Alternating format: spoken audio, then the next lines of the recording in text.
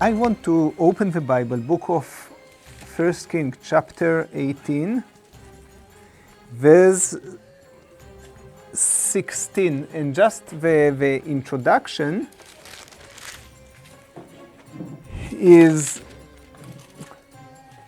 Elijah is trying to connect with Ahab. But Jezebel, especially Jezebel, is persecuting all the prophets of God. Elijah tries to escape, all the time escape, and suddenly appears here, summoning the people of Israel right here on Mount Carmel. Make your decision. Make your decision in life. Who do you follow? They're so important, with a reflection to us. Today, what was back 2,750 years ago? This is the time of Elijah, more or less. What are the reflection to our today life? So let's open the Bible, 18, chapter 1 Kings, chapter 18, verse from 17 on till 40. Marilyn, yes. 1 Kings chapter 18, from verse 17 to 40. Then it happened, when Ahab saw Elijah, that Ahab said to him, "Is that you, O troubler of Israel?" And he answered, "I have not troubled Israel, but you and your father's house have, in that you have forsaken the commandments of the Lord, and have followed the Baals. Now therefore, send and gather all Israel to me on Mount Carmel, the 450 prophets of Baal, and the 400 prophets of Asherah, who ate at Jezebel's table." What happened at the time of Elijah this time? Drought, no rain. So he gathered the Baal prophets, the one that is supposed to bring the rains. Show us your power. Show us your might hands. Do you see? So it doesn't, there is the whole pantheon of God and goddesses right there. Canaanite God and goddesses, all that. Especially choosing the most important one that connect, the responsible for the fertility, for the agriculture, for the storm, for the rains, for everything. Gathering them right here on Mount Carmel. Now show your powers. Right? Let's continue. So Ahab sent for all the children of Israel, and gathered the prophets together on Mount Carmel. And Elijah came to all the people and said, "How long will you falter between two opinions? If the Lord is God, follow him. But if Baal, follow him." But the people answered him not a word. Then Elijah said to the people, "I alone I am left a prophet of the Lord, but Baal's prophets are 450 men. Therefore, let them give us 2 bulls, and let them choose 1 bull for themselves, cut it in pieces, and lay it on the wood, but put no fire under it. And I will prepare the other bull, lay it on the wood, but put no fire under it. Then you call on the name of your gods, and I will call on the name of the Lord, the God who answers by fire. He is God." So all the people answered and said, "It is well spoken." Now Elijah said to the prophets of Baal, "Choose 1 bull for yourselves, and prepare it first, for you are many, and call on the name of your God, but put no fire under it." So they took the bull which was given them, and they prepared it, and called on the name of Baal, from morning even till noon, saying, "O Baal, hear us." But there was no voice, no one answered. Then they lived about the altar which they had made. And so it was at noon that Elijah mocked them and said, "Cry aloud, for he is a god. Either he is meditating, or he is busy, or he is on a journey, or perhaps he is sleeping and must be awakened."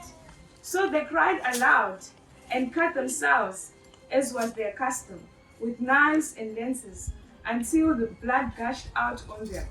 And when midday was past, they prophesied until the time of the offering of the evening sacrifice. But there was no voice, no one answered, no one paid attention.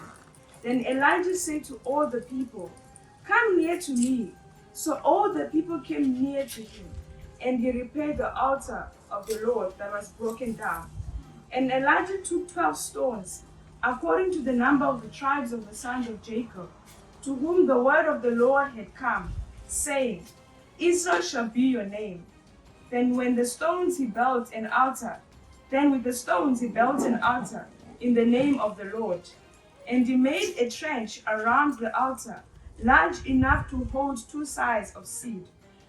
And he put the wood in order, cut the bull in pieces, and laid it on the wood, and said, Fill 4 pots with water, and pour it on the burnt sacrifice and on the wood. Then he said,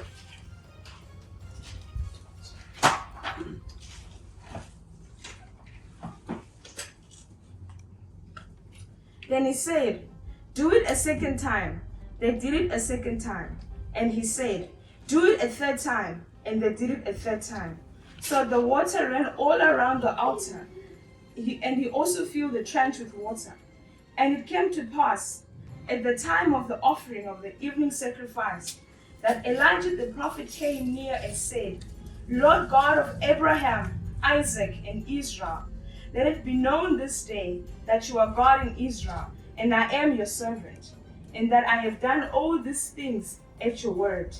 Hear me, O Lord, hear me, that these people may know that you are the Lord God, and that you have turned their hearts back to you again. Then the fire of the Lord fell and consumed the burnt sacrifice, and the wood, and the stones, and the dust, and it licked up the water that was in the trench. Now when all the people saw it, they fell on their faces, and they said, The Lord, He is God. The Lord, He is God. And Elijah said to them, Seize the prophets of Baal. Do not let one of them escape. So they seized them, and Elijah brought them down to the brook Kishon and executed them there. So where is the brook of Kishon? There in a few minutes we will be on top of the terrace up, and I'm going to show you the surrounding area, including the brook of Kishon. If I can summarize, what is the action that Elijah do? What are the actions that Elijah do that are so important to the people of Israel to have back the confidence that they lost? Confidence in God. No. What does he do? Send the hearts, exactly. What Elijah is searching? Elijah is searching the heart of the people. To talk to the heart. You build your connection not through the mind. First of all, your heart. Feel it. Feel the connection. Restore the right connection. Build it in the right way. This is what Elijah is trying to do.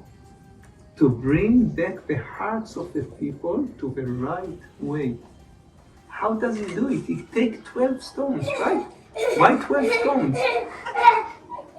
Unite the people, the children of Israel together. 12 tribes, 12 stones. How many loaf of bread left? No, not loaf of bread, baskets left. 12 baskets when Jesus fed. All the time, unite the people. 12 is a very, very important. It's a number of unification of the people of Israel. So very symbolizing many, many things. But first of all, is the united tribes of Israel coming together to hear and to listen and to feel it right here on top of Mount Carmel. What happened? The next thing, right after he killed the Baal and Asherah prophet, what happens? He go and declare to Ahab, take haste, the rain is coming, finished with the drought. Do you see? So the sign is with Elijah.